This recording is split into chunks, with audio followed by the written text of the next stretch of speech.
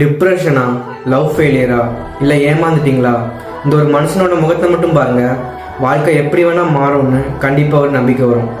This is 100 days 100 success stories day 9. இந்த மாதிரி இன்ட்ரெஸ்டிங்கான வீடியோஸ் நம்ம பேஜ் மறக்காம ஃபாலோ பண்ணிக்கோங்க. ஹார்திக் பாண்டியா 1993 குஜராத்தில் ஒரு சின்ன கிராமத்தில் பிறக்கிறாரு. சின்ன வயசுலேயே படிப்பு மேலே இன்ட்ரெஸ்ட் இல்லாதனால அவரோட அப்பா அவரையும் அவரோட அண்ணனை 2 பேரையுமே ஒரு கிரிக்கெட் அகாடமியில் சேர்த்து விடுறாங்க.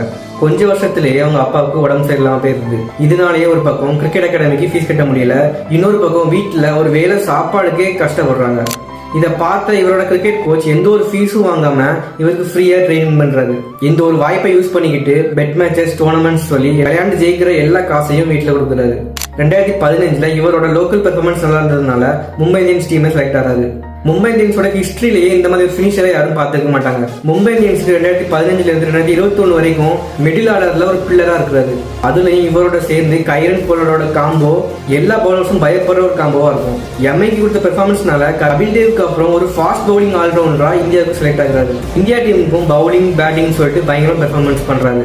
அதே வருஷத்துல லோவர் பேக் இன்ஜுரினால ஒரு பெரிய சர்ஜரி ஒன்று பண்றாரு. 2022 எம்ஐ இவரை ரிலீஸ் பண்றாங்க.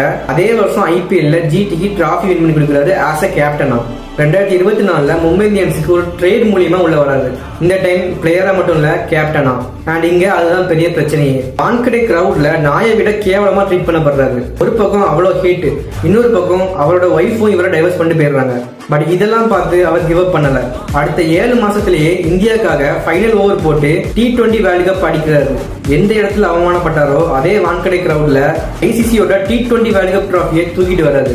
அதே மும்பையோட வான்கடே கிரவுட் இவரை இன்னைக்கு தூக்கி வச்சு கொண்டாடுறாங்க.